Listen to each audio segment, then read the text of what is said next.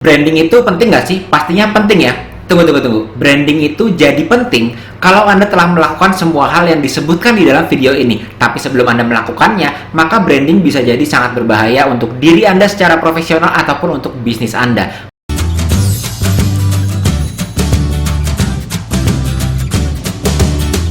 Halo, berjumpa lagi bersama dengan saya Yosef dari Sekolah Pebisnis. Dan kali ini kita akan membahas sebetulnya apa saja yang harus kita perhatikan sebelum kita membangun sebuah branding. Karena biasanya branding justru akan membuat sebuah impact yang kadang-kadang kita maunya positif malah jadinya negatif. Kenapa? Karena seorang pebisnis sebaiknya jangan melakukan branding terlebih dahulu sebelum kita memastikan hal-hal berikut ini. Pertama adalah, apakah branding penting? Jawabannya penting dan sangat penting. Bahkan branding akan menjadi pembeda utama ya.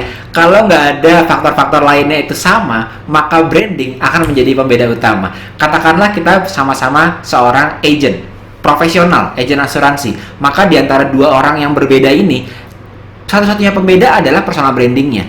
Kalau produk, kalau bisnis, maka katakanlah kita jual coffee shop. Satu-satunya pembeda selain mungkin kualitas produknya, inovasi produknya gitu ya, benefit dan advantage-nya, tetapi yang lebih membedakan lagi adalah brandingnya, experience-nya. Dan itulah yang akan membentuk sebuah experience berbeda, alasan customer membeli kita karena ada personality dari si brand tersebut.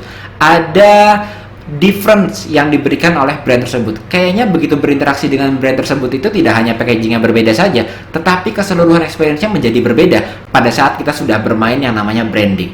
Tetapi permasalahan utama adalah bagaimana ya jika kita sudah membuat sebuah brand. Seperti teman saya yang bercerita ke saya, dia sudah meluangkan waktu untuk mendesain brand identity-nya, mendesain brand journey-nya, mendesain brand touch point-nya gitu ya, bahasa-bahasa yang dalam sebuah branding. Tetapi pada akhirnya dia realize sesuatu, dia sadar akan sesuatu bahwa ternyata saya salah menargetkan branding saya. Karena sebuah branding adalah kita membentuk persepsi di benaknya customer. Saat kita salah menentukan target branding kita, maka semua effort menjadi sia-sia. Maka yang harus ditentukan pertama-tama sebelum kita membentuk branding adalah siapa yang ingin kita targetkan. Dan berbicara mengenai mentargetkan branding ke market tertentu, kadang-kadang kita berangkat dari asumsi yang ada di pikiran kita. Sepertinya produk saya ini digunakan oleh mereka. Sepertinya asumsi kita.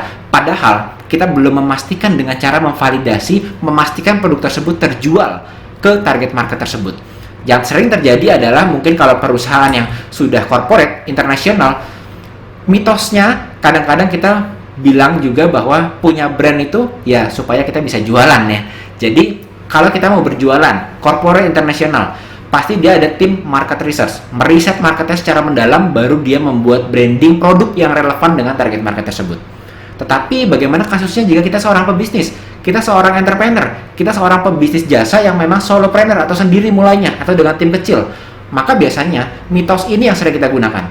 Saya kayaknya harus membangun personal branding. Saya kayaknya harus membangun produk branding. Saya harus membangun yang disebut dengan brand dari perusahaan saya sebelum saya bisa pada akhirnya menjual ke target market tertentu. Tapi ternyata setelah semuanya jadi, semua effortnya sudah dirancang sedemikian rupa, sudah di launch brandnya, mungkin membutuhkan waktu yang berbulan-bulan, zong, tidak tepat untuk menargetkannya. Alasan pertama adalah pebisnis ini, entrepreneur ini, pebisnis jasa ini, itu membuat branding dengan asumsi yang dimiliki oleh dirinya sendiri tanpa dikonfirmasikan secara tepat bahwa branding tersebut, konsep tersebut, ataupun selera dari target market tersebut memang tervalidasi.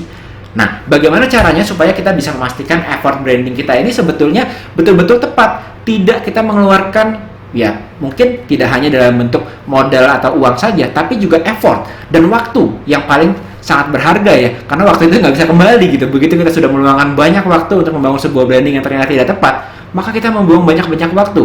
Di mana kompetitor kita ini launchingnya atau mereka pergerakannya mungkin lebih dahsyat dibandingkan dengan kita saat kita gagal membentuk branding kita. Jadi sebelum kita masuk ke tahapan branding, atau kalau personal maka personal branding, pastikan dulu divalidasi dengan personal selling, saya bilangnya. Jadi kalau misalnya kasusnya personal branding, maka supaya brandingnya tepat, Anda pastikan menjual ke target market tersebut, apakah sebetulnya target market tersebut mau untuk membeli barang ataupun jasa Anda.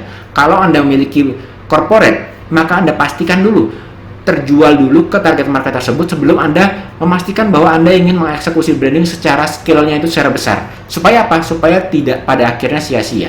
Nah, Yang kedua adalah alasannya membangun sebuah brand itu kan tidak instan ya. Banyak dari kita yang beranggapan seperti mitos di awal tadi bahwa waktu saya mau mulai bisnis sebagai seorang entrepreneur, sebagai seorang pebisnis, sebagai seorang yang memiliki bisnis jasa, seorang profesional bisnis jasa, saya harus membuat sebuah brand. Saya bangun dulu brandnya semua, harapannya begitu brandnya jadi, maka pada akhirnya saya bisa berjualan dengan lancar karena brand itu make difference. Itu membuat kita berbeda dibandingkan dengan orang di kanan dan kiri kita. Padahal, membuat brand itu tidak ada yang instan. Mungkin butuh waktu sesingkat-singkatnya 6 bulan, katakanlah setahun. Atau mungkin ada yang bahkan membutuhkan waktu hingga 2 tahun, 5 tahun, bahkan 10 tahun. Pertanyaannya, apakah Anda ingin menunggu selama 5 tahun, ataupun 3 tahun, atau 10 tahun bahkan, hingga Anda bisa berjualan? Hingga Anda bisa menghasilkan dari bisnis Anda?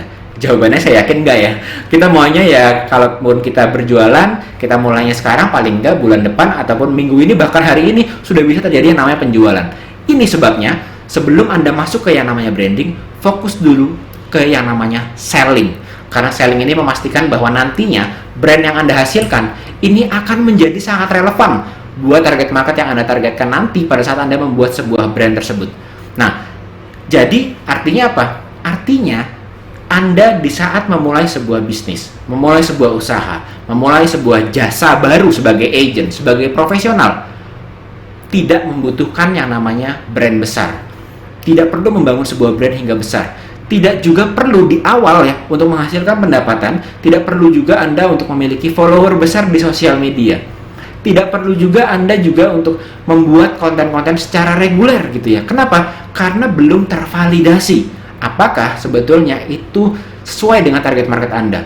Bahkan ada teman saya yang berbeda dengan teman saya yang tadi, dia membangun sosial media hingga besar, rajin membuat konten, followernya besar dan lain-lain. Harapannya ternyata setelah followernya besar dan bentuk brandnya itu sudah kelihatan, itu orang membeli. Ternyata enggak. Kenapa? Karena konten-konten yang dia masukkan ke sana itu ternyata tidak resonate, tidak relevan dengan target market yang dia inginkan, yang dia nantinya inginkan untuk membeli produk atau jasanya. Pada akhirnya dia menemukan sebuah keadaan di mana kok sosial media saya besar, follower saya besar gitu ya, dan orang-orang juga ada di sana, tapi tidak ada yang membeli jasa dan produk saya. Ini yang sangat kita hindari sebagai seorang pebisnis, sebagai seorang entrepreneur. Apa itu? Kita membangun sebuah brand yang tadinya diperuntukkan untuk menjual produk atau jasa kita, ternyata nggak tercapai. Kenapa? Karena di awal kita belum memvalidasi apakah kita bisa menjual produk dan jasa kita itu ke orang seperti apa, dan mereka yang mendapatkan traction atau membeli produk dan jasa kita itu siapa sebetulnya.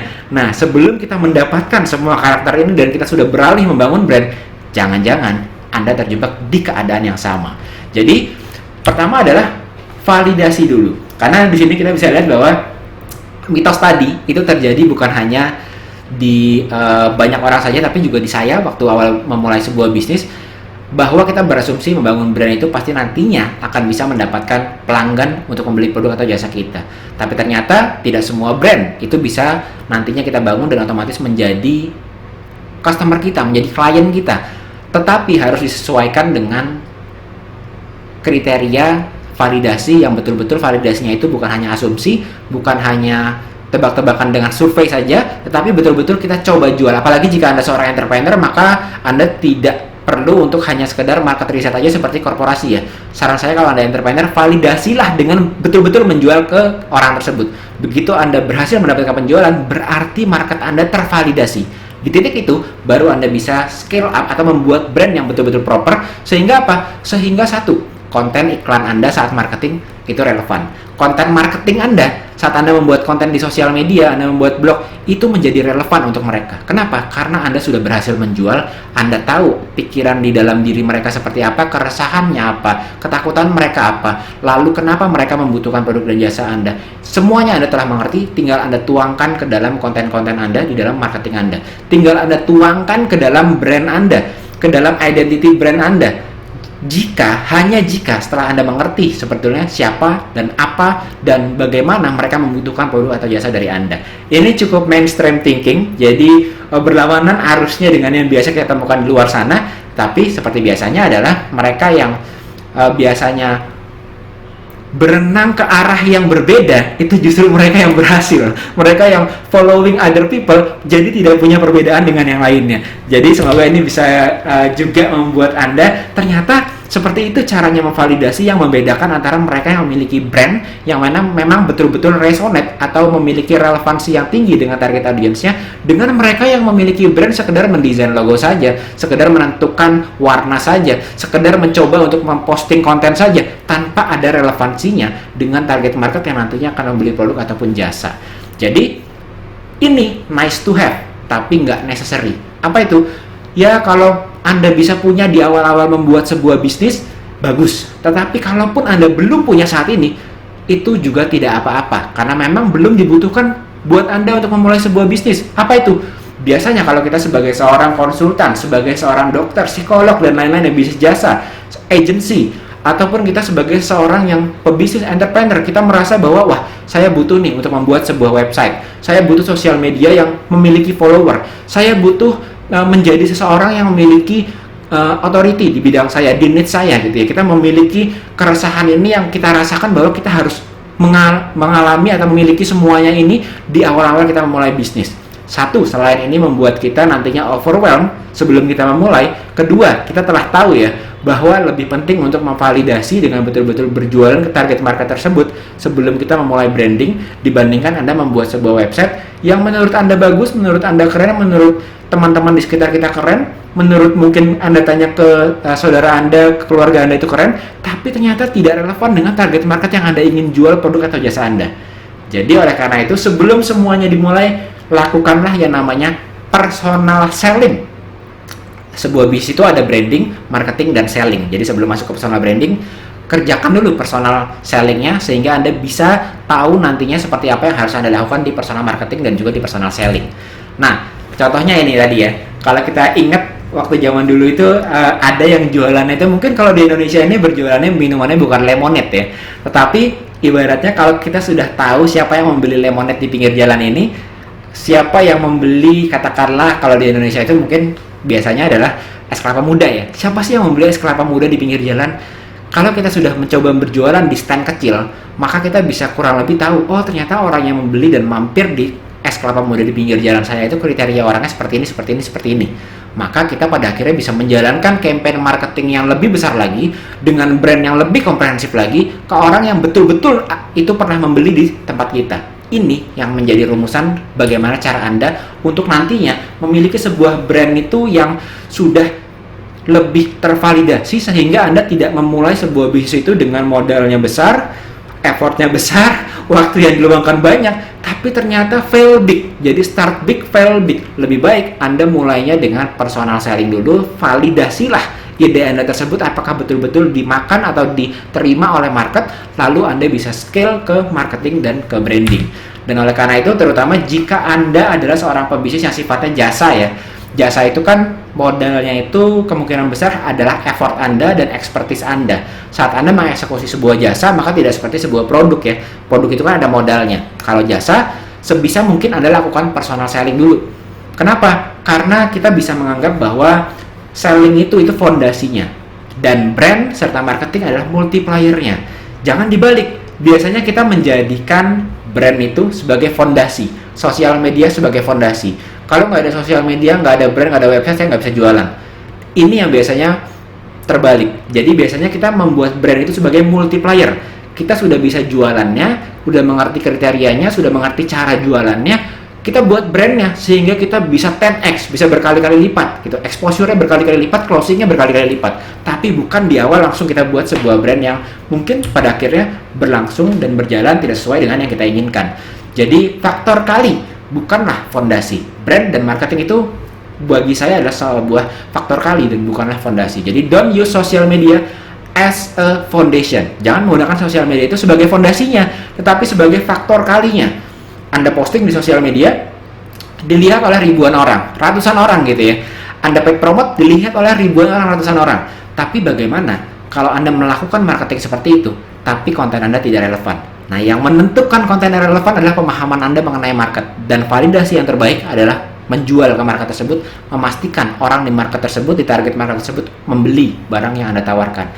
Itu adalah langkah yang pertama-tama yang harus Anda lakukan sebelum Anda masuk ke dalam tahapan branding ataupun marketing dengan skala yang lebih besar lagi. Oleh karena itu, buat Anda yang baru mulai pebisnis, entrepreneur, baik entrepreneur berjualan produk ataupun jasa, lakukan dulu yang namanya personal selling. Jadi jualannya ya satu persatu. Tapi kan sekarang zamannya internet gitu ya. Masa saya harus ketemu orang lalu berjualan? Di online pun ada yang namanya personal outreach. Jadi personal selling tadi itu bisa dilakukan dengan personal outreach. Mungkin banyak dari kita melakukan sosial media dengan di gadget. Kita melakukannya untuk posting-posting saja. Tapi apakah kita melakukan networking di dalam sosial media? Berapa banyak orang yang kita komen di sosial media, lalu kita ajak mereka ngobrol di direct message? Berapa banyak orang baru yang Anda kenalan, membangun network di sosial media, lalu Anda ajak ngobrol di direct message sehingga Anda bisa melakukan penjualan dan mengerti bagaimana mindset mereka yang nantinya akan berguna buat materi branding dan marketing Anda jika Anda sudah menemukan betul-betul siapa sih kriteria customer profile yang memang pada akhirnya tertarik pada produk dan jasa Anda. Jadi inilah caranya teman-teman, bahwa basic sales and marketing itu atau basic penjualan itu menjadi fondasi nantinya buat brand Anda. Dan ini cara yang menurut saya Anda dapat menjalankan ini tanpa memiliki tanda petik modal yang besar di awal ya. Apalagi isu kita pada awalnya adalah saya tidak memiliki modal yang besar gitu. Dan tidak harus Anda memiliki modal yang besar di awal dengan strategi personal outreach ini atau berjualan untuk memvalidasi. Setelah Anda memvalidasi itu yang Anda temukan apa? Tentunya selain Anda bisa validasi, ada yang membeli. Anda sudah mendapatkan uang. Artinya uang ini nanti bisa Anda gunakan untuk membangun marketing dan branding Anda. Jadi ini berkesinambungan.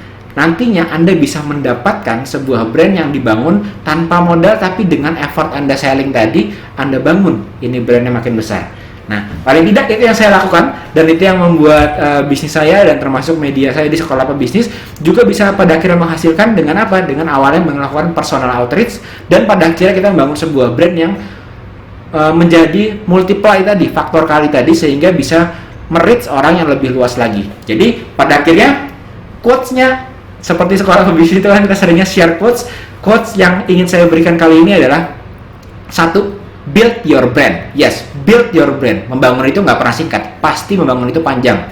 Membangun rumah itu bata demi bata, jadi lama prosesnya. Jadi build your brand, learn marketing. Build your brand, learn marketing, dan yang terakhir, selling now. Jualannya sekarang, karena validasinya sekarang yang digunakan untuk marketing dan branding. Oke, semoga ini bisa berguna buat Anda, dan semoga tips ini juga bisa membuat Anda yang tadinya berpikiran bahwa kayaknya saya perlu sosial media follower yang besar, saya perlu website, saya perlu menjadi authority di bidang saya.